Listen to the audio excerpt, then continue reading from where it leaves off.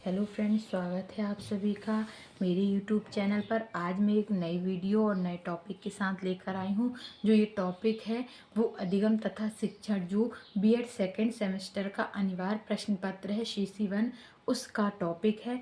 तो अब हम देखेंगे अधिगम की अवधारणा को समझाइए।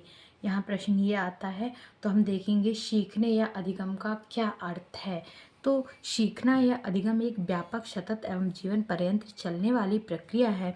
मनुष्य जन्म के उपरांत से ही सीखना प्रारंभ कर देता है और जीवन भर कुछ न कुछ सीखता रहता है। धीरे धीरे वह अपने को वातावरण में समायोजन करने का प्रयत्न करता है। इस समायोजन के दौरान वह अपने अनुभवों से अधिक लाभ उठाने का प्रयास करता है। इस प्रक्रिया को मानव में सीखना कहते हैं। जिस व्यक्ति में सीखने की जितनी अधिक शक्ति होती है, उतना ही उसके जीवन का विकास होता है। सीखने की प्रक्रिया में व्यक्ति को अनेक क्रियाएं एवं उपक्रियाएं करता है, अतः सीखना किसी स्थिति के प्रति सक्रिय प्रतिक्रिया होती है। उदाहरण के लिए, छोटे बालक के सामने जलता दीपक ले जाने पर वह दीपक को लौ के सामने पकड़ने का प्रयास करता है। इस प्रकार से उसका हाथ जलने लगता है, वह हाथ को पीछे खींच लेता है। पुनः जब कभी उसके सामने दीपक लाया जाता है तो वह अपने पूर्व अनुभव के आधार पर लौ पकड़ने के लिए हाथ आगे नहीं बढ़ाता है, वरन उससे दूर हो जाता है। इसी विचार की स्थिति के प्रति प्रतिक्रिया करते करता कहते हैं। दूसरे शब्दों में कह सकते हैं कि अनुभव के आधार पर बालक के स्वाभाविक व्यवहार में परिवर्तन हो जाता है। अभी हमने अधिगम या सीखने का क्या अर्थ है उसको देखा।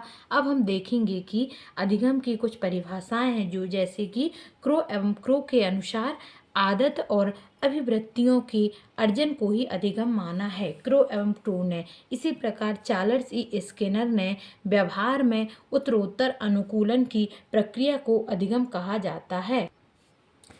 वुडवर्थ के अनुसार सीखना विकास की प्रक्रिया है। इसी प्रकार जेपी गिलफैक के अनुसार व्यवहार के कारण व्यवहार में परिवर्तन ही सीखना है।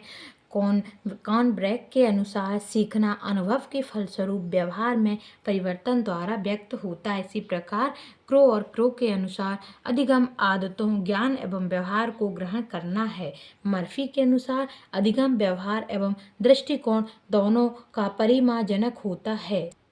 अभी हमने इसकी परिभाषाएं देखी, अब हम देखेंगे इसकी कुछ विशेषताओं को।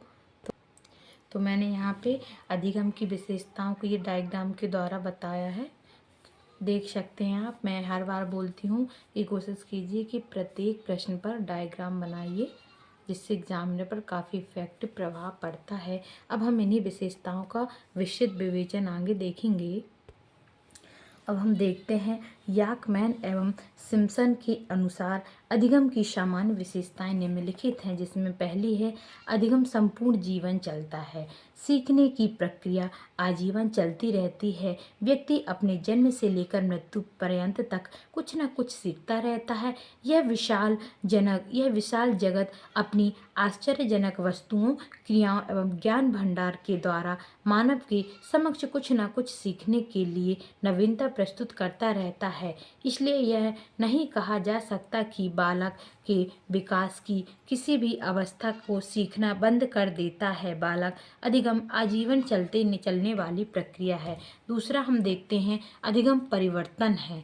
तो गेटस व अन्य विद्वानों का विचार है कि सीखना अनुभव एवं और प्रशिक्षण द्वारा व्यवहार में परिवर्तन है। अतः व्यक्ति के व्यवहार, विचारों, इच्छाओं, मूल प्रवृत्तियों एवं भावनाओं में सैद्धांतिक अथवा परिवर्तन आना ही सीखना है, जिसके कारण व्यक्ति अपने पूर्व व्यवहार की अपेक्षा व्यवहार अच्छा करने लगता है।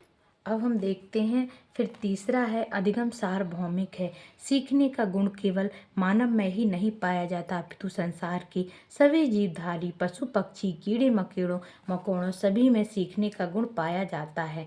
चौथी है अधिगम अनुकूलन है। शिशु जन्म के उपरांत से ही किसी न किसी रूप में अपने वातावरण में अभियोजन करना प्रारंभ कर देता है। वातावरण से अभियोजन करने के लिए उसे अनेक नवीन व्यवहारों, क्रियाओं, भाषा, उठने उठने बैठने के तरीकों, रहन सहन तथा रीति रिवाजों को सीखना पड़ता है। इसी प्रकार वातावरण से अनुकूलन ही सीखना है। फिफ्थ है हमारी अधिगम अनुभवों का संगठन है। व्यक्ति प्रत्येक क्षण अनेक वस्तुओं, व्यक्तियों एवं सभ्यताओं के संपर्क में आता है और नए नए अनुभव प्राप्त करता है। इन नवीन और पुराने अनुभवों के संगठन द्वारा ही व्यक्ति सीखता रहता है। अब हम छठवीं विशेषता देखेंगे, अधिगम उद्देश्यपूर्ण है। मर्शेल का विचार है कि सीखने में सफलता निश्चित उद्देश्य की उपस्थिति में ही संभव होती है। उद्देश्य जितने ही अधिक प्रबल होता है, सीखने की क्रिया उतनी ही अधिक सक्रिय होती है। उद्देश्य के अभाव में सीखना असफल होता है। सातवीं विशेषता है, अधिगम विवेकपूर्ण है। किसी कार्य को विवेकपूर्ण ढंग से करना ही सीखना है। वही व्यक्ति जीवन में सफल होता है जो सभी परिस्थितियों में हर एक कार्य को सोच समझकर कार्यपूर्ण ढंग से सीखता है। मर्शेल के शब्दों में सीखने की असफलताओं का कारण समझने की असफलताएं हैं। अब 8th हम देखेंगे, अधिगम वातावरण की उपज है। सीखना सदैव वातावरण के प्रति प्रतिक्रिया के रूप में होता है। बालक का संबंध जैसे वातावरण से होता है, वैसे ही बात वह सीखता रहता है। अतः माता पिता और अध्यापकों को घर एवं विद्यालय में सक्रिय एवं प्रभावपूर्ण वातावरण का निर्माण करना ही चाहिए, जिसमें बालक अच्छे गुणों व बातों को सीख सके। 9वीं विशेषता है, अधिगम व्यक्तिगत एवं सामाजिक दोनों है। तो सीखना एक व्यक्तिगत कार्य है, क्योंकि प्रत्येक व्यक्ति स्वयं ही सीखने की प्रक्रिया से प्रेरित होकर निकलता है, किंतु इसके साथ ही साथ सीखना सामाजिक भी है, क्योंकि व्यक्ति सामाजिक प्राणी है। समाज की उपस्थिति से ही व्यक्ति का अस्तित्व बनता है तथा सामाजिक वातावरण में रहकर ही व्यक्ति कुछ ना कुछ सीखता है। अभी हमने अधिगम की विशेषताओं का विस्तृत विवेचन किया।